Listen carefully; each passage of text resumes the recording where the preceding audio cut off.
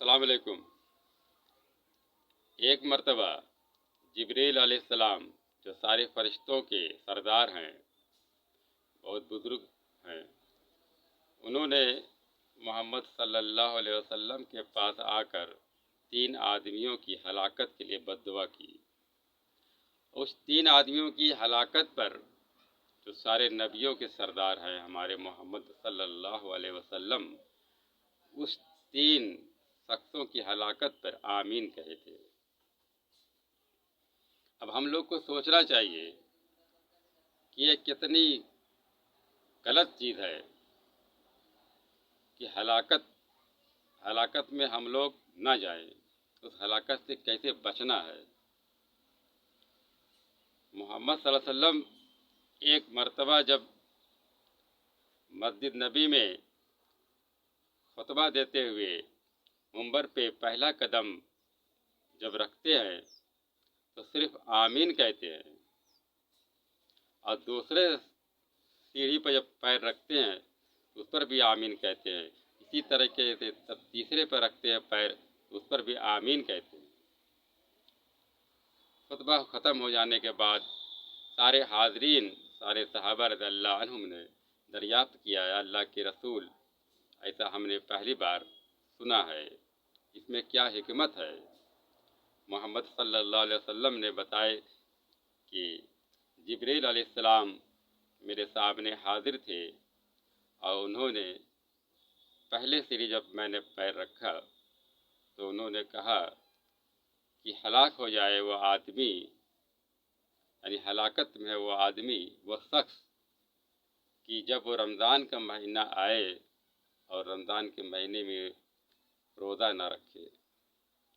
اور روزہ نہ رکھ کر وہ اپنی مغفرت نہ کروا سکے، وہ ہلاک ہے۔ اور دوسرے سیڑھی پر جب پیر رکھے تو اس پر جو آمین کہے تھے، محمد صلی اللہ علیہ وسلم نے بتائے کہ میں دوسرے سیڑھی پر جو آمین کہا تھا وہ اس لیے تھا کہ کسی بھی انسان، کسی بھی آدمی کے ماں یا باپ اگر اس کی زندگی میں اس کے زندہ ہے، ماں باپ یا ماں باپ دونوں میں سے کوئی ایک زندہ ہے اور ان کی خدمت نہ کی، ان کی دلجوئی نہ کی، ان کی فرما برداری نہ کی، تو وہ ہلاک ہے۔ اس لیے ماں باپ کی فرما برداری بہت ضروری ہے، ماں کے قدموں کے نیچے جنت ہے۔ اسی طریقے سے تیسرے سیڑھی پہ جب پیر رکھتے ہیں محمد صلی اللہ علیہ وسلم، اس پر بھی آمین کہے تھے، تو اس کے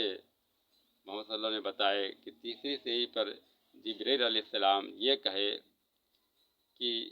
کہیں پر بھی کوئی بات کرے اور آپ کا نام آئے اور درود نہ بھیجے، یا کوئی حدیث یا کوئی کتاب جس میں آپ کا نام لکھا ہو، آپ کا نام پڑھے اور آپ پر درود نہ بھیجے، اور ویسے بھی